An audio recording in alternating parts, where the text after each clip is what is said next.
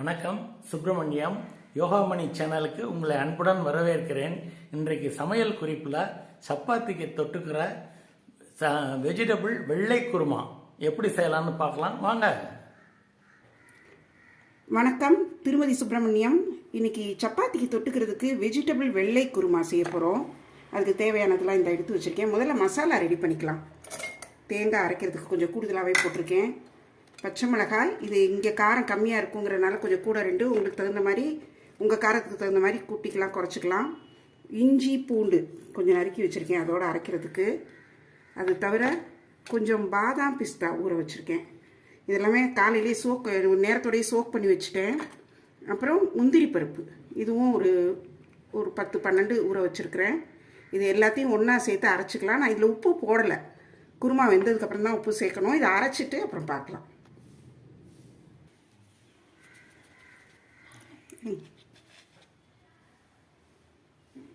இந்த மசாலாவோட தேங்காயோட அரைக்கிறதுக்கு சோம்பு, பெருஞ்சீரகம், கொஞ்சம் ஜாதி பத்திரி, கொஞ்சம் 2 கிராம்பு, பட்டை, ஏலக்காய் பொடி, கொஞ்சம் இதுவும் எடுத்து வச்சுருக்கேன், மராத்தி மொக்கு, அப்புறம் இந்த கல்பாசின்னு சொல்லுவாங்களே, இதெல்லாம் கொஞ்சம் கொஞ்சம் எடுத்து வச்சுருக்கேன்.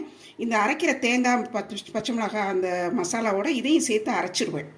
அரைச்சிட்டு உங்களுக்கு காமிக்கிறேன். வெஜிடபிள் குருமாவுக்கு தேவையான காய்கறிகள்லாம் எடுத்து வச்சுருக்கிறேன். வழக்கமாக போடுற பீன்ஸ், கேரட் இருக்குது. அது தவிர முள்ளங்கி, குடைமிளகாய் நறுக்கி வச்சுருக்கிறேன், உருளைக்கிழங்கு நறுக்கி வச்சுருக்கிறேன், வெங்காயம் நறுக்கி வச்சுருக்கிறேன். முள்ளங்கி, குடைமிளகாயெல்லாம் நல்ல ஆன்டி ஆக்சிடென்ட், அதாவது நோய் எதிர்ப்பு சக்தியை தடுக்கும். குடைமிளகாய் நல்ல ஸ்கின்னுக்கு நல்ல பொலிவு தரும். ஸோ இதெல்லாம் இந்த குருமாவில் சேர்க்குறப்போ நல்லா டேஸ்ட்டாகவும் இருக்கும். குருமாவில் நம்ம மற்றது பட்டாணி அதெல்லாம் இன்றைக்கி கிடைக்கல. பட்டாணி, காலிஃப்ளவர்லாம் வேணும்னா நீங்கள் அந்த காய்கறிகளையும் சேர்த்துக்கலாம். இப்போ அடுத்தது அடுப்பில் தாளிக்க ஆரம்பிச்சிடலாம். தாளிக்கிறதுக்கு நான் கொஞ்சம் பிரிஞ்சி இலை கொஞ்சம் போல், கொஞ்சமாக சோம்பு, ஏன்னா சோம்பு மசாலாவில் சேர்த்து அரைச்சிட்டோம். சீரகம் இதெல்லாம் எடுத்து வச்சுருக்கேன். கொஞ்சம் வெள்ளைப்பூண்டு தட்டி வச்சுருக்கேன். இது தவிர இந்த பூண்டு கொஞ்சம் வேகிறதுக்கும் வச்சுருக்கேன். அரைக்கிறதுல ஒரு 2-3 சின்ன பூண்டு பல்லும் போட்டிருக்கிறேன். ஃபஸ்ட்டு இப்போ இந்த சீரகத்தையும் இந்த பிரிஞ்சி இலை, சோம்பு முதல்ல போட்டுருவோம். அடுப்பில் குக்கரில் எண்ணெய் காஞ்சிட்ருக்கு.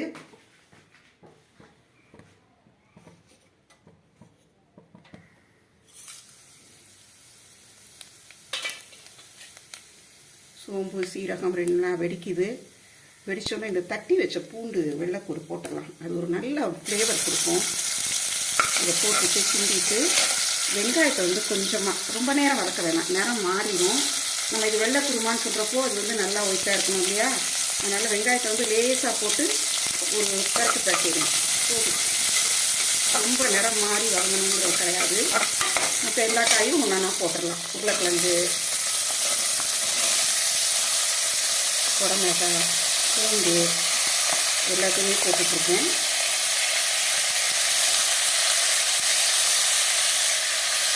முள்ளங்கி நல்ல பொடியாக நறுக்கி வச்சுருக்கேன். பீன்ஸ் எல்லாமே பொடியாக நறுக்கி வச்சுருக்கேன். இந்த கேரட்டையும் போட்டுடலாம். போட்டுட்டு தண்ணி ஊற்றி வேக வைக்கணும். எல்லாம் கலர்ஃபுல்லாக இருக்குது பாருங்கள். எல்லாம் சேர்ந்து வேகிறப்போ நல்லாயிருக்கும். ஒரு கிளறிட்டு தண்ணி ஊற்றி வச்சிடலாம்.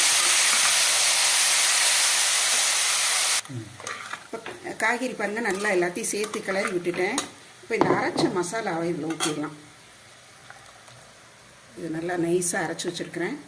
அதையும் ஊற்றிட்டு நல்லா கொஞ்சம் தண்ணி ஊற்றி அலசி தேவையான அளவு தண்ணீர் ஊற்றி மூடி வேக வைக்கணும்.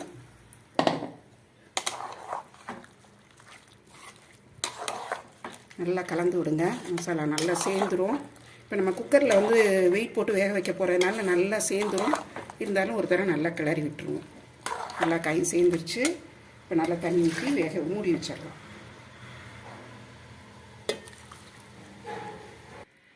குக்கர் இப்போ ப்ரெஷர் நல்லா ரிலீஸ் ஆகிடுச்சு. ஓப்பன் பண்ணி பார்க்கலாம் எப்படி வெந்திருக்குன்ட்டு. நல்லா வெந்துருச்சு. காய்கறியெல்லாம் நல்லா பிளெண்ட் ஆகி நல்லா மசாலாலாம் நல்லா வாசனையாக இருக்குது. இப்போ உப்பு சேர்த்துடலாம். இதில் உப்பு டேபிள் சால்ட் சேர்க்குறேன். ஏன்னா நான் முதல்ல உப்பு போட மாட்டேன். ஒருவேளை காய் வேகலைன்னா என்ன செய்கிறது, சில இதில் உப்பு முதல்ல போடுறதில்லை நான்.